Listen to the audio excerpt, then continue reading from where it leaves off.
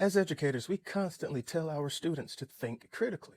We tell them to find their voice. We tell them to stand up for what they believe in.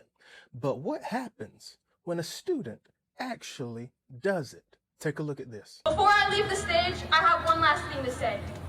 Every single person here has a voice, and we are privileged to have the freedom to use it when so many people around the world are struggling and suffering to be heard. Whether it's the millions suffering in Palestine, Sudan, Congo, Afghanistan, and so many other countries around the world, these are the families being torn apart by ICE. These are not distant issues. They are happening right now as I speak. My point is, we're not given a voice to stay silent and to just...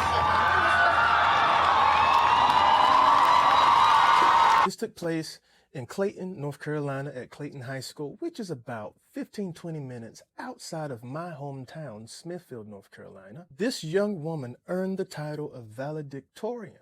She worked for years to become the top student in her class.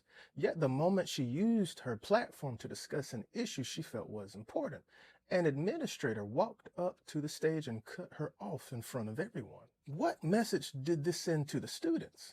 The lesson isn't use your voice. The lesson now becomes use your voice only when it makes people comfortable. The lesson becomes speak up, but only if your opinion doesn't create controversy. I think that's quite dangerous in the world of education. Schools should be places where students learn how to engage with difficult conversations, not places where difficult conversations disappear. Now, some people will say this wasn't about free speech. We all know that free speech ain't free. It's not. Not for the regular people anyway. They'll say she violated school policy and went off the path of what she was supposed to be on. Maybe that's true.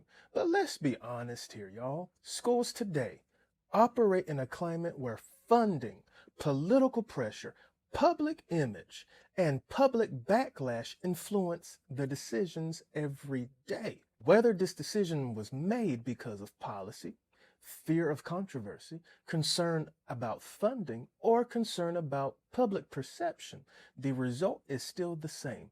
The student was publicly silenced. As an educator, that should be what concerns other educators the most. Because if we only celebrate when students' voices are convenient, then we're not teaching them courage. We're teaching them how to comply. And those are two very different lessons, y'all.